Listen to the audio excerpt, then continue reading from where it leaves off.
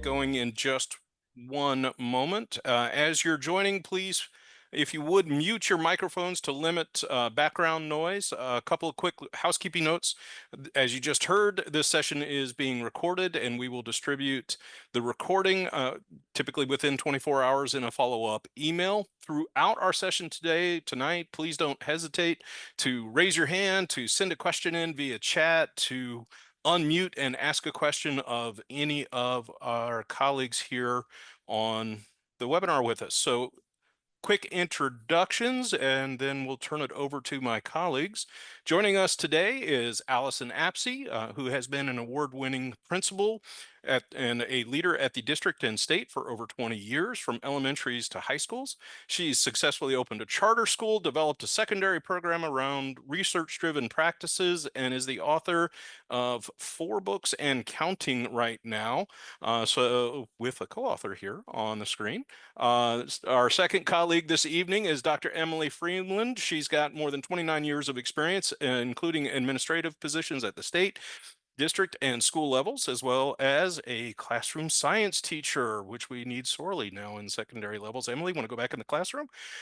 She has focused on turnaround principles, including the effective use of data, closing achievement gaps, and increasing graduation rates, and is also an author of the book Ghosts in Our Classroom. I'm feeling left out here.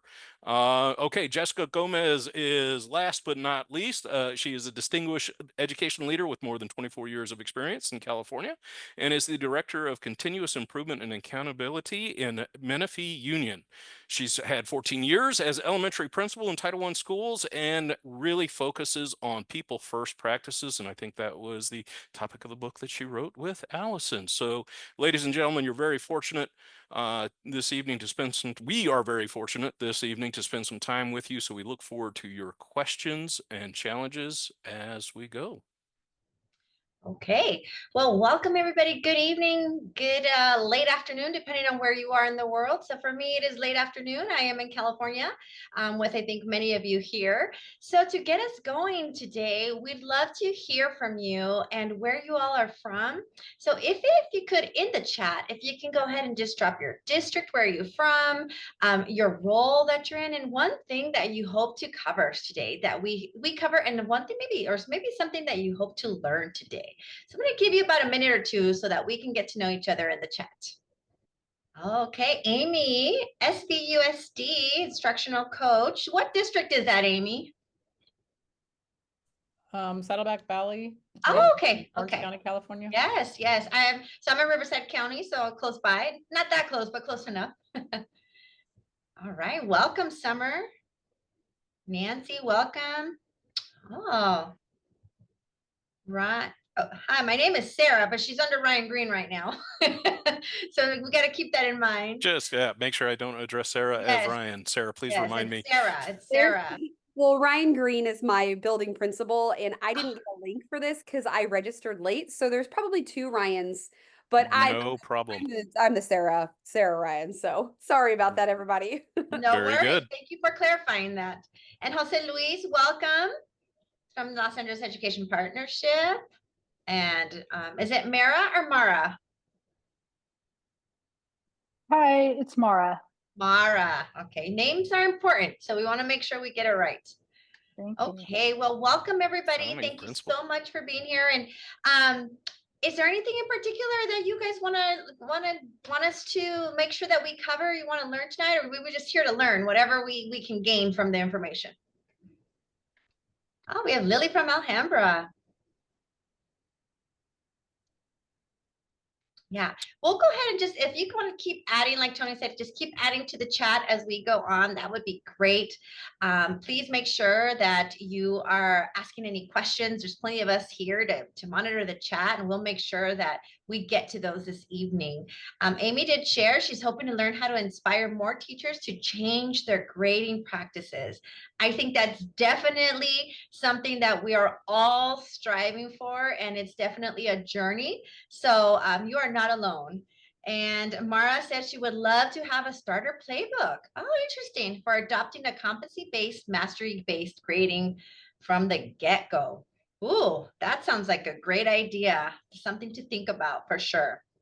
Okay, well, today my colleagues Emily and Allison are going to guide us through some really important work. I think depending on where you are in the country, we are all battling the same struggle. I am here in Riverside County, so I'm in South County, Riverside, and I tell you that our districts here in this county are also trying to find ways to make sure that that we get to this place of excellent grading and doing some grading reform. And so there's a lot of great work that's happening across our country.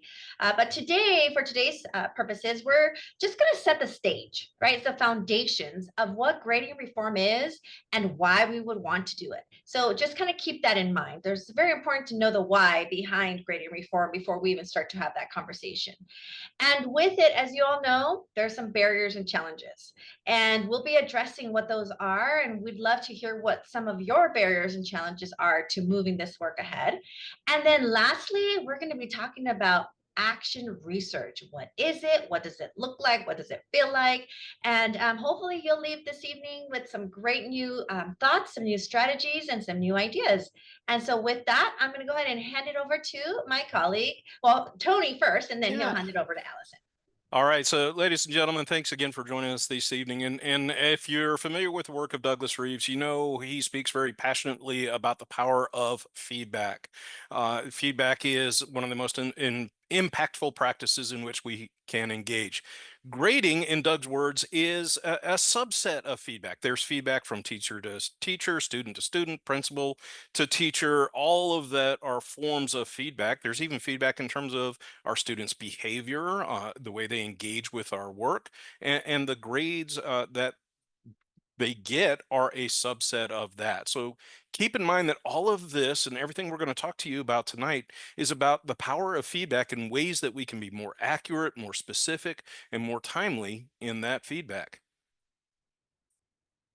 All right, so we're going to do some math first.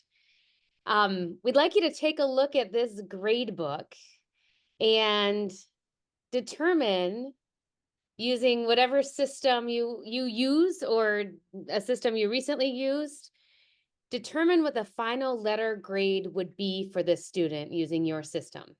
So we'd like you to do a little bit of math and then throw the final grade in the chat. Would they have, oh, we already have one.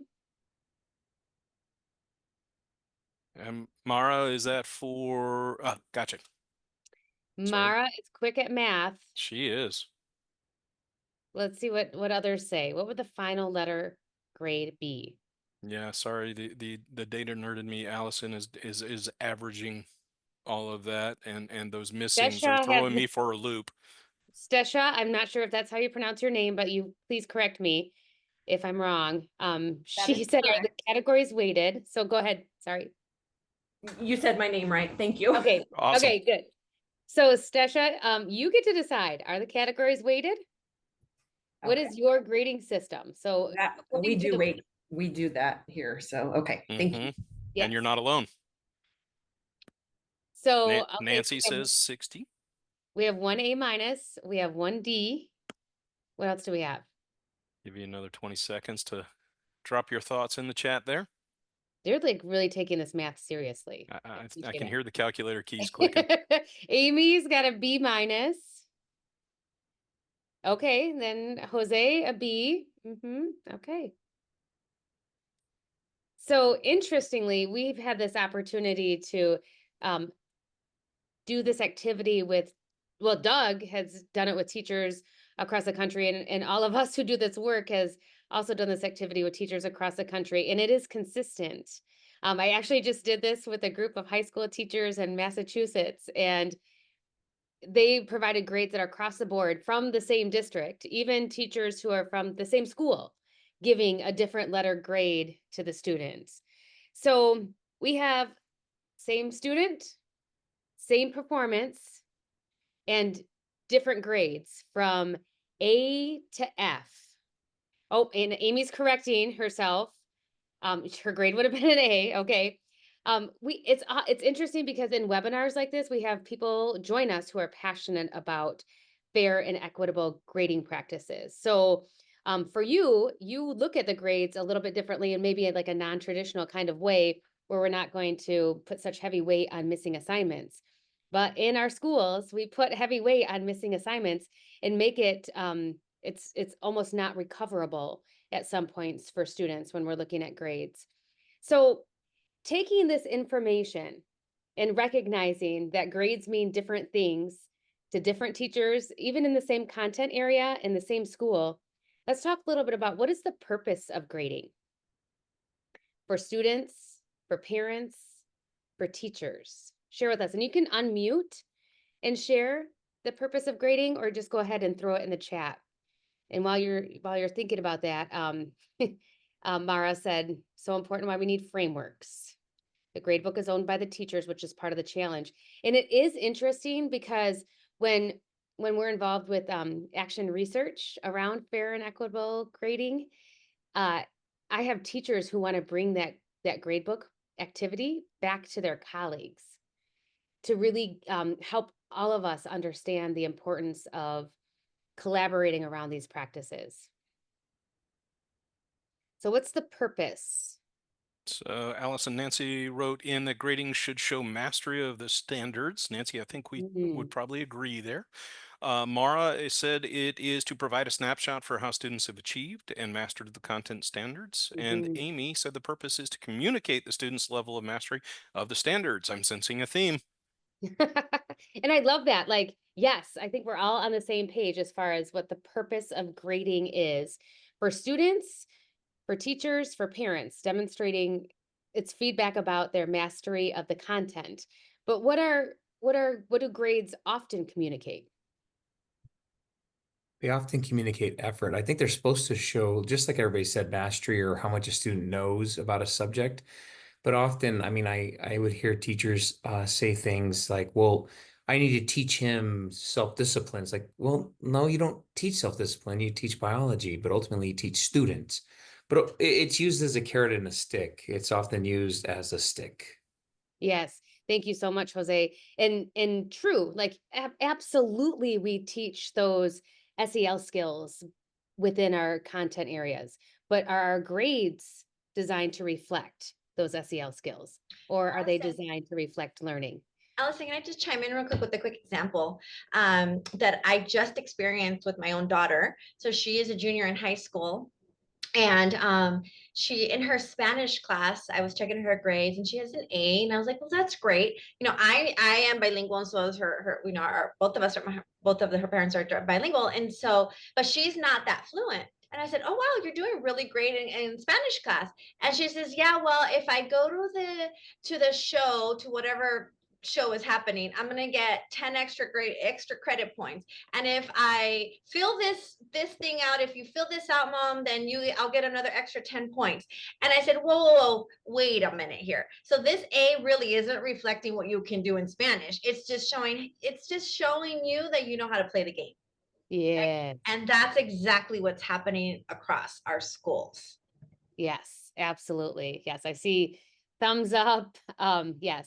So compliance, absolutely. Okay, so Mara had a quick story, and then we're going to turn it over to Emily to continue our learning.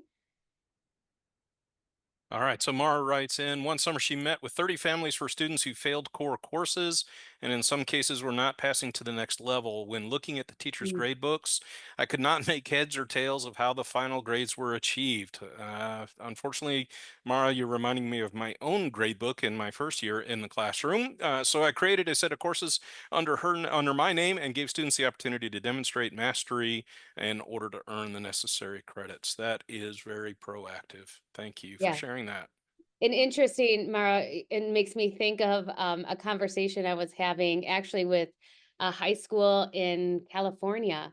And we were talking about fair and equitable grading, and is it fair across courses? And you know who knew the ins and outs of the grading practices for the teachers? The coaches. Because they wanted their athletes to be eligible, or if they were struggling in a class, have an opportunity to get eligible. So they knew which courses to direct their athletes to. So if you want some inside information on if grading is fair across the school. Coaches are great people to ask. All right. And it's interesting, so we're here because this is a conversation that is important to us. We know that changes need to be made. We also know, and these stories that we're hearing, grading is very personal.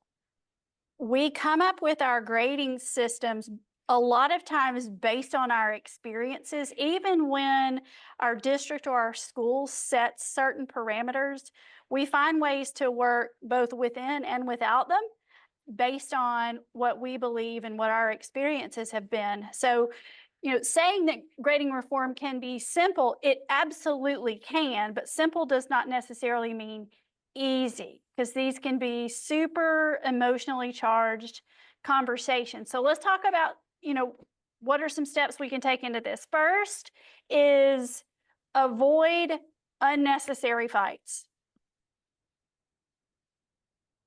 Seems simple enough. We'll talk more Easy about to that. say, not easy to do, Emily. We'll talk about that in just a minute. Also, talk about what doesn't change. Focus on fast, fair, accurate, specific, timely. We said grading is a type of feedback, which means it's also a type of communication. And that communication should be reflective of fair, accurate, specific, and timely practices. And then how does what we do gel with what happens in the real world? What do our employers want to know about the students we produce? And what do the colleges want to know about the students that we produce? So let's start with the unnecessary fights, because this is a fun one. So we all work in schools where students receive letter grades. Some receive numerical grades, whether that's a 0 to a 4 or a 0% to 100%, or if they're labeled through some category or of advanced, exemplary, proficient, close, or progressing. It doesn't matter. So let's go back to, what do we want to fight about? I don't want to fight about the end result in terms of, is it an A, is it a 4, is it a 90? That I don't care about. So let's don't even get into that. Now, if you've heard Doug speak, he's like, go to the 4-point scale. Well, I have a high school background, and while that sounds really simple, it's not, because we do have to have those proficiency conversations, but then there's also usually this grading program that does some averaging for us. And I can't have some people in my school on a 4-point scale and some people in my school on a 1 through 100, because I won't print transcripts. So that part doesn't matter. What does matter is an equivalent scale. So 0, 1, 2, 3, 4, those are equivalent scales. 0 to 59, 60 to 69, 70 to 79, those are not equivalent scales. So that is a hill that I'm willing to die on. But at the end of the day, the scale itself doesn't matter. So I'm not willing to fight on that. What I do want is some equivalence within that scale. So then let's talk about what doesn't change. We still have letter grades if that's what's important in our community. We still have transcripts if that's what's important in our community. We still have academic honors designations. We still have valedictorians and salutatorians. We're not getting rid of any of that. What we are trying to do is make sure that the grade is reflective of learning, and not whether or not I went to the play or the band concert, or depending on where you are, that I brought a roll of toilet paper. All depends on where you are. We want it to be a fair and accurate representation of what students know. So when we start there, usually that tamps down a little bit of the uncertainty. When we talk about that fair and accurate piece, nobody wants to argue against that. We want students who take the same course to have equivalent outcomes for equivalent work. We get into conversations about equitable learning experiences when they're vastly different between two classrooms. And I dare say that happens everywhere that we go. So that whole fair piece of being consistent, not just from one paper to the next for the students in our own class, but from my classroom to Allison's classrooms. What is required to get an A? What is required to get a B? And that's consistent from classroom to classroom. And then our grade is accurate, meaning that it measures what we say we're learning. If I'm saying I'm learning acquisition of biology knowledge and understanding, 10 points for a roll of toilet paper kind of doesn't, keep that grade in the category of accurate. We hear a lot about grade inflation, where those are the things that inflate grades. When we start throwing things in there, which I don't think we're supposed to do, that don't matter, that aren't a part of learning. We want students chasing learning, not chasing points. So think about some of the barriers and challenges you're facing with grading reform, whether that be pushback from teachers, pushback from parents, not really knowing what direction to go. What are some of those challenges? And let's take a few minutes to jump into breakout rooms to give you an opportunity to share and talk to each other.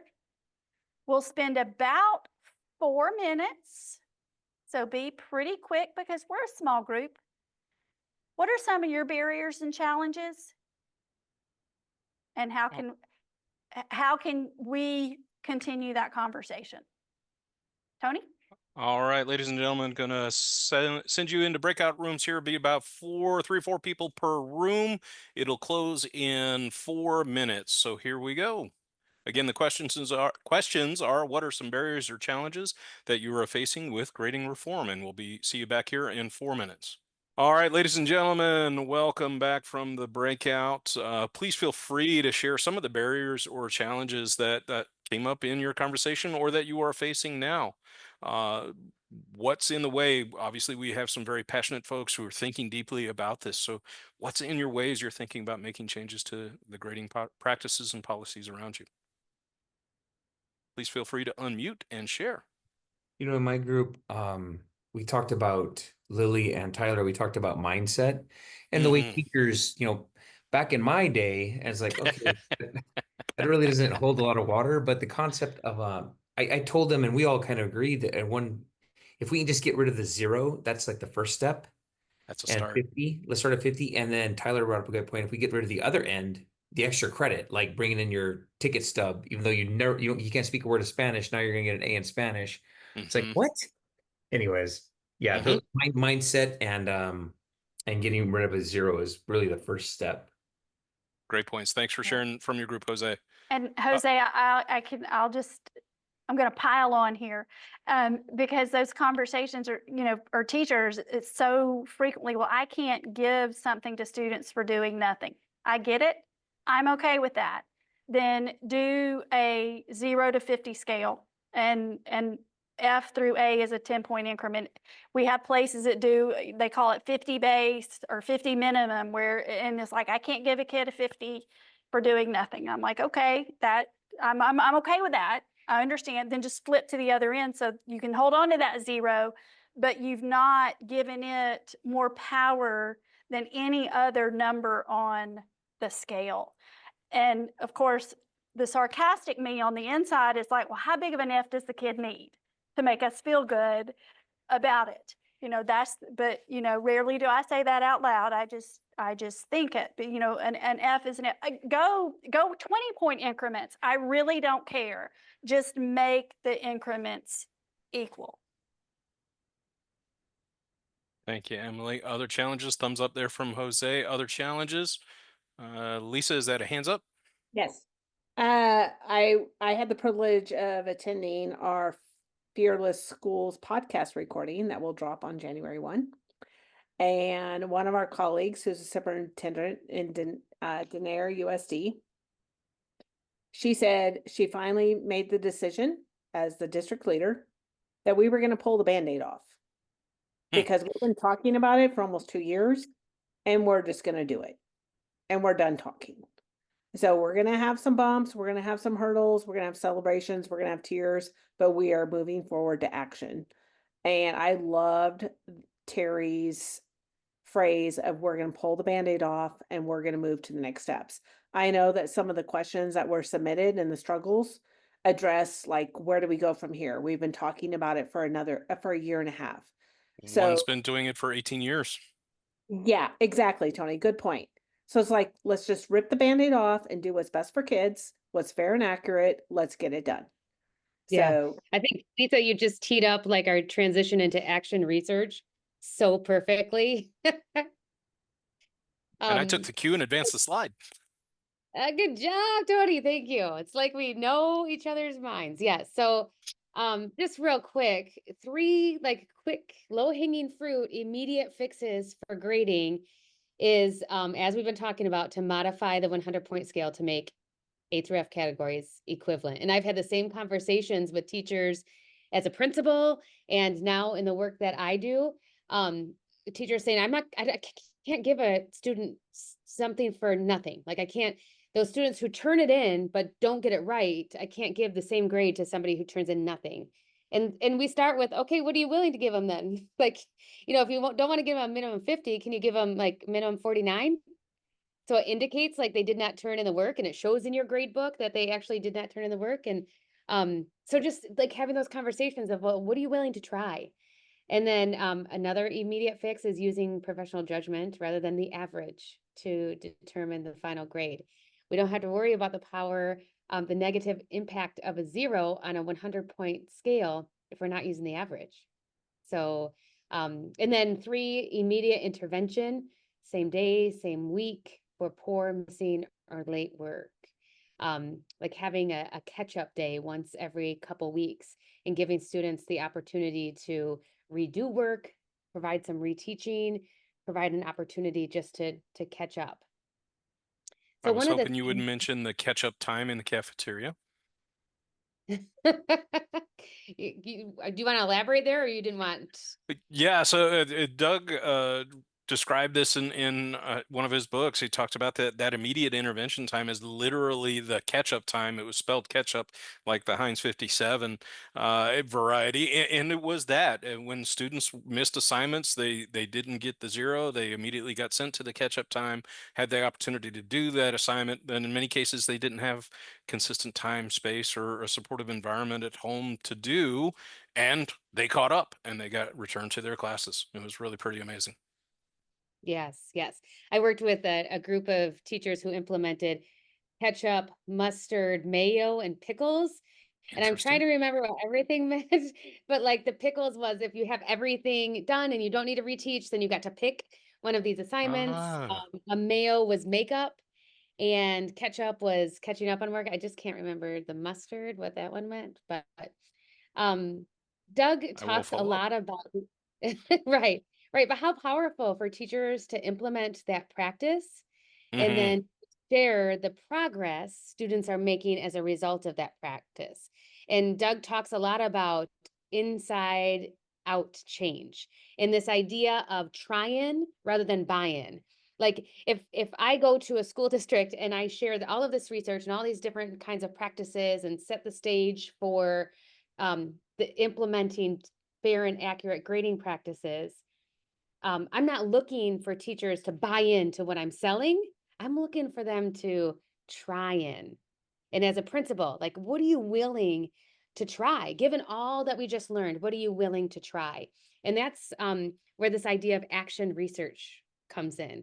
It's implement one practice deeply. If you just want to go back, Tony, because this just kind of that slide of bullet points, implement that one practice deeply with transparent pilot projects. So we're trying something out. This is the challenge that my students are having with their learning in my class, how it's impacting their grades. We're going to try something out, and we're going to measure the impact and document short-term wins. We're not looking to study this over several years. We're looking at like a couple months. Let's look at what impact we can have with students. And we work with teacher teams where they try something and it doesn't work in the way that they designed it to work. I worked with one teacher who said to me, Allison, I failed. I went back to the school and she's like, I failed. I'm like, well, I'm kind of a Pollyanna too, but I'm like, well, did you fail? Like, what impact did it have? She said, well, I implemented this practice to target this one particular group of students, but it didn't impact them. But I did have these 2 other students who took advantage of it and really improved their grades. So that's not failure. Like you supported 2 students in improving their grades in ways they wouldn't have otherwise. So what did you learn from that? And what can we take from what you just learned to help target that focus group that you were looking to support? So like that whole idea, again, buy-in based on local evidence is like just shifting that thinking to try-in. So, okay, Tony, now we're ready to forward. Yes, ma'am. So action research is this whole idea. I get Emily's a science teacher, and we might have other science teachers in here. I'm a social studies person and a writer.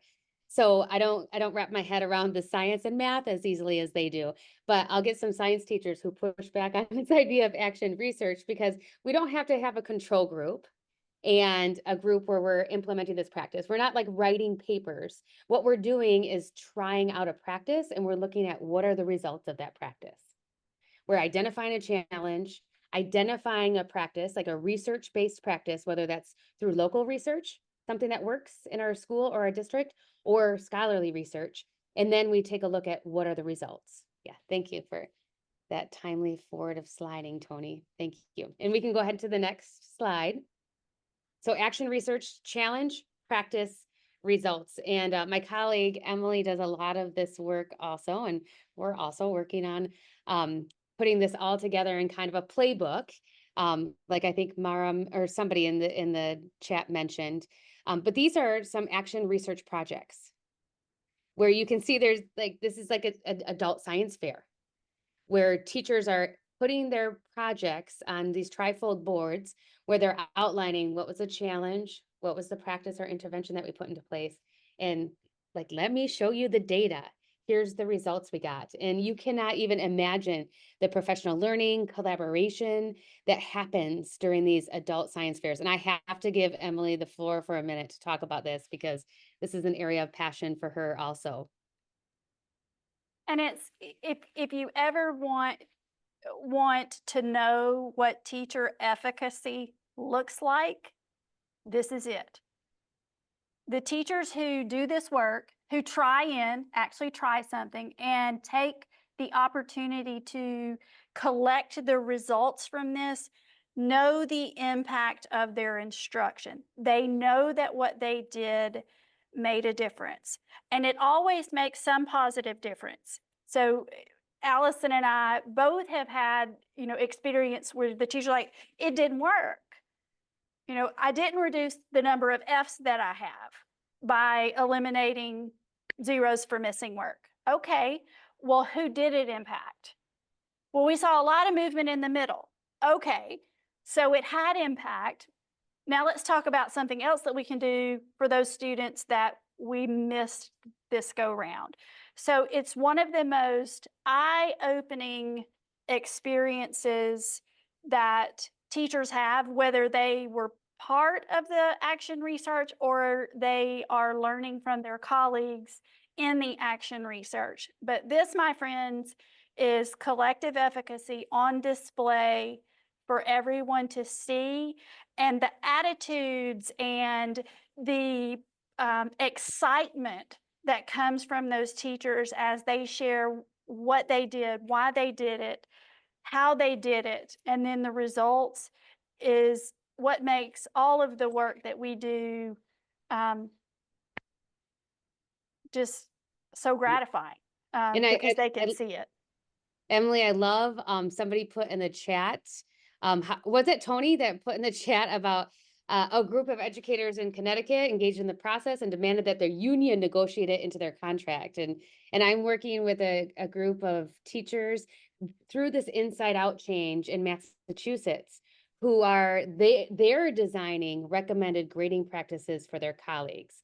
So they're presenting to the district leaders, the recommended grading practices, getting feedback from district leaders, then going out and talking with principals and going out and talking with their colleagues about these practices. In fact, I'm working with them in a couple weeks to put together specific examples of how these grading practices can look in their context with their students, with their grading systems. Like, how do you negotiate the math when you're putting this into Power School or Aries? Like, how does that look? Like, specifically supporting each other with that.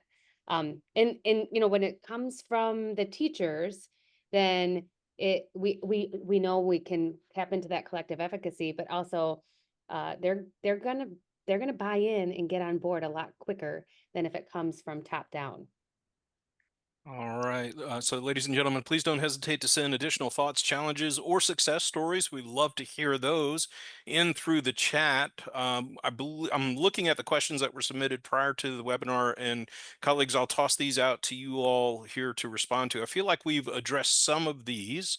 So, for example, one of the questions that we received was a statement: we have engaged in dialogue with our middle school and high school teachers for 2 years now with minimal changes. What next? I think Allison and Emily, you were both talking about the power of action research as that way to kind of try in. I know a large California district significantly reduced course failures just in their pilot group. I think it was over 1,500 course failures were reduced in 1 year. But anything else that you would recommend to move from talk to do? Just do it. Rip that Band-Aid off. So we've worked in places where they've taken, you know, different approaches. Allison and I are currently working in a place that it was the coalition of the willing. So they started with what we call the task force. So who's willing to jump out in front and try that? It grew even more the second year, and now there's some wholesale district changes being taken with that. I've worked, and I know Allison has as well, in other places where the principal or the superintendent said, we're all doing this. You can find your entry point, but we're doing this. So whether it's changing your grading scale, working on missing work, working on rubrics and teacher clarity to get better quality of work, you could choose your entry point, but everybody had to participate in some way, because there's two parts to this. One, there's the grading scale. We know that if you're on a 0 to 100 point scale, using that on that there are mathematical inaccuracies in that. Again, choose what you want to fight over. There are also all of these other factors that play into grades, like missing work, late work policies, whether or not homework counts. So there's all of these other things. Plus there's instructional practices that we know improve grading too. So there are multiple entry points into this work. Every teacher should be able to find a way in. And thanks, Emily. I'm curious, Jessica, from your perspective on the elementary side, what are some ways to just take a step? So one of the challenges I think at the elementary school, and actually I was in a breakout group with Sarah, and we were talking about how she's at the secondary, but she was talking about how the grades were all over the place, even within a department, right? And so it's no different at the elementary school within a grade level. So within a grade level, because yes, especially in California, you do have, you have control of those grades. So one of the easier things that you could, or a quick thing that you could do, is just asking your grade level teams to at least get on the same page. Like when we're talking about equity, right? We're thinking, if I'm a second grade teacher and so is Allison and so is Emily, then let's make it equitable. Let's at least, as a second grade team, no matter which class your child lands in, you can guarantee as the administrator or even as the teacher that all three of us are going to have the same grading scale. So like that's a start, right? Because even within a grade level at the elementary, now grades are a little less impactful, I think, at the elementary level, but for parents, they want to see their kids getting the highest grades. We all do, right? We want to make sure that our kids are being successful. But if success is different from class to class to class, then that's already one of the biggest barriers and challenges. Yet is one of the things that if there's one thing you can do is that, you know what, team, from here on out, I want you all to give the same percentages weighted percentages to classwork or common exit tickets or whatever you're going to use, but let it be the same. Start there. Like that's a great first start from an elementary perspective. Awesome. Thank Absolutely. you.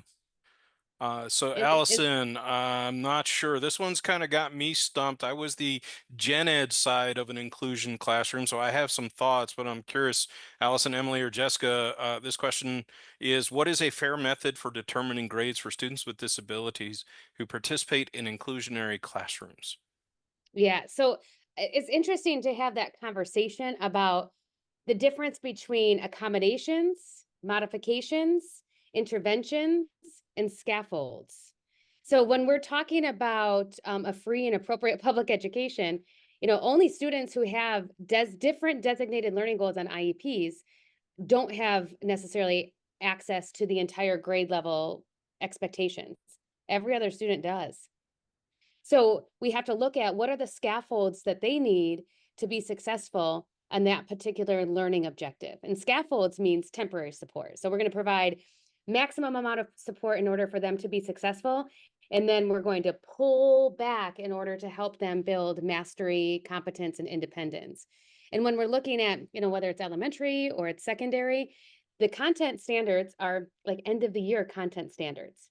So what are the pieces we want them to master as they progress through the year in order to help build that autonomy and competence with the end of the year standards? Accommodations those are supports that allow students to demonstrate what they know and access the learning, so that maybe small group instruction. It doesn't change what the learning goal is because that's a modification.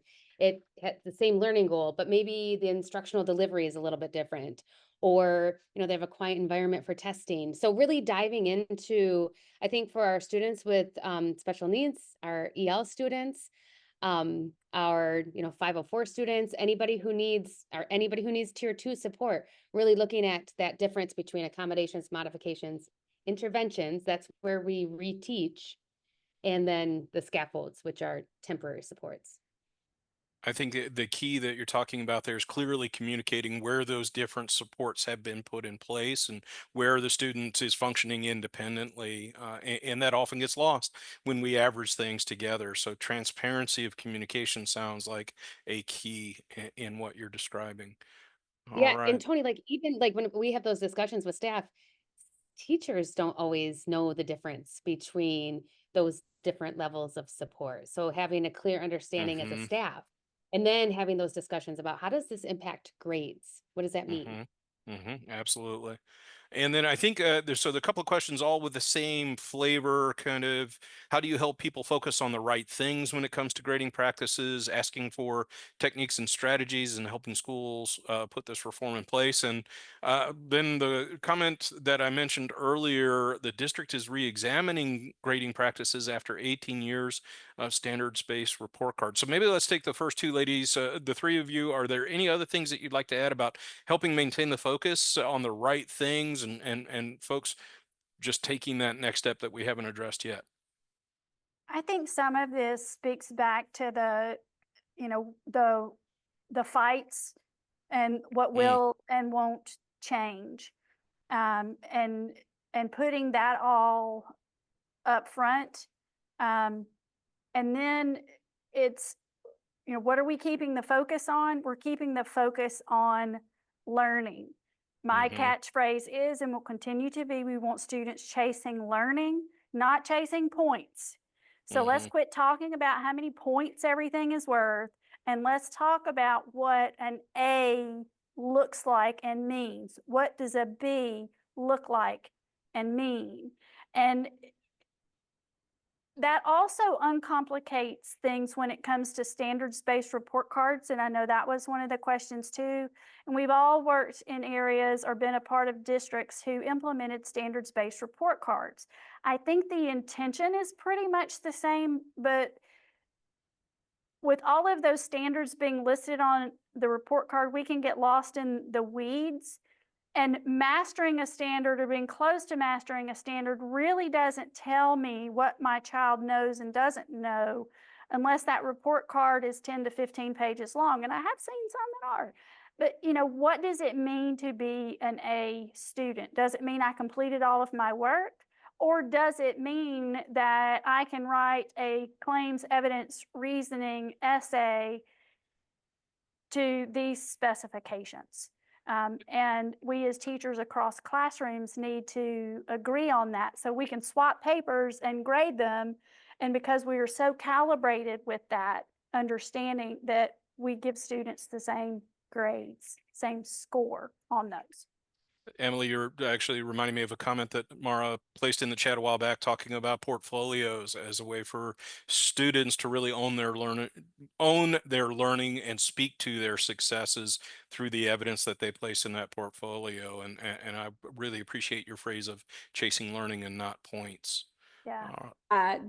Tony, I Yes, just ma'am. want to jump in because I just saw, I noticed Jessica's been patiently waiting.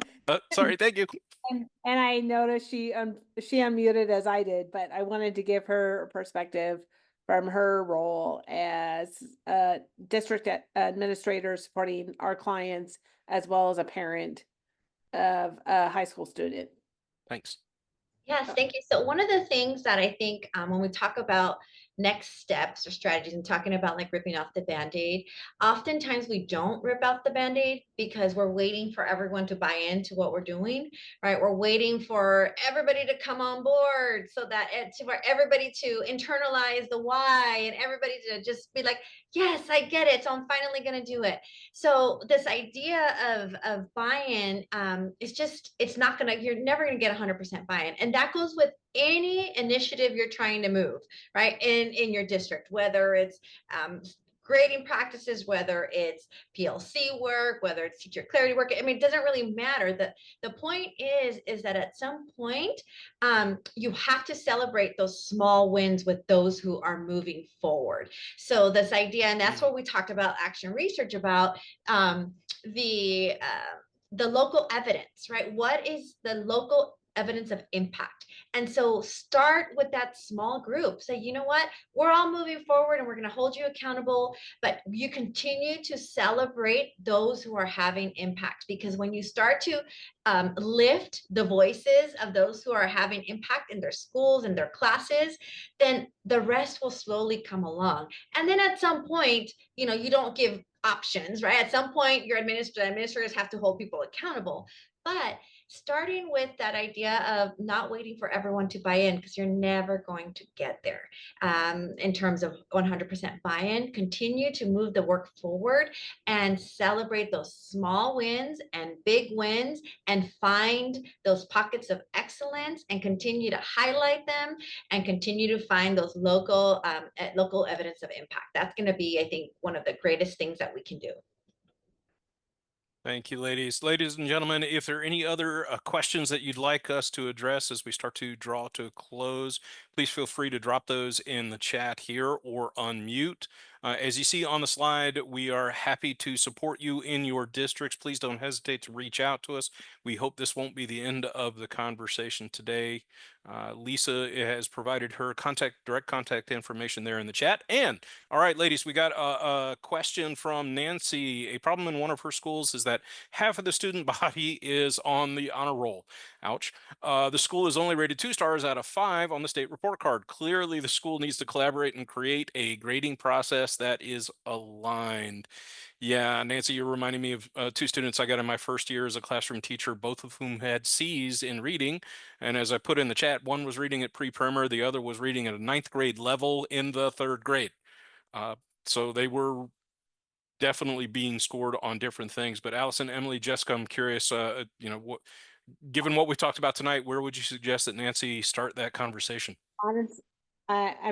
Okay, Emily, I would, before you go, Emily or Nancy, if you would just connect with me, we can set up a think tank for you as a follow-up to this call, to give you some focus time just for your complimentary. Yes. And Emily? So this comes from a high school that I worked with, but opening up similar conversations, we brought the course syllabus to the table and we went through to look at how do we grade, what are we grading, and just the disparities again from classroom to classroom. So I would be curious to have those people bring their systems to the table to have a conversation about what they're putting in the grade. And similar conversation to what Tony shared, what does this grade tell you about what the student knows and can do? Because we have all of this other evidence over here that could be speaking to the contrary. So what is the evidence from the students tell us that they know, and is that reflective, and is it reflective from one grade to the next? We all want our students to be successful. We all want them to love school and come to school, but inaccurately representing what they know isn't helpful for anybody.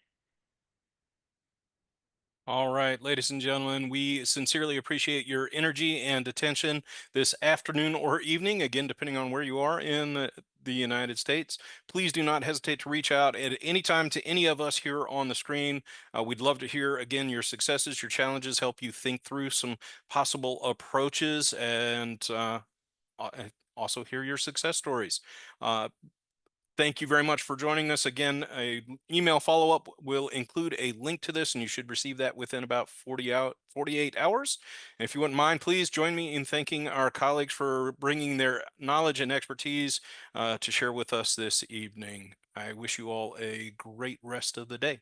Thank you.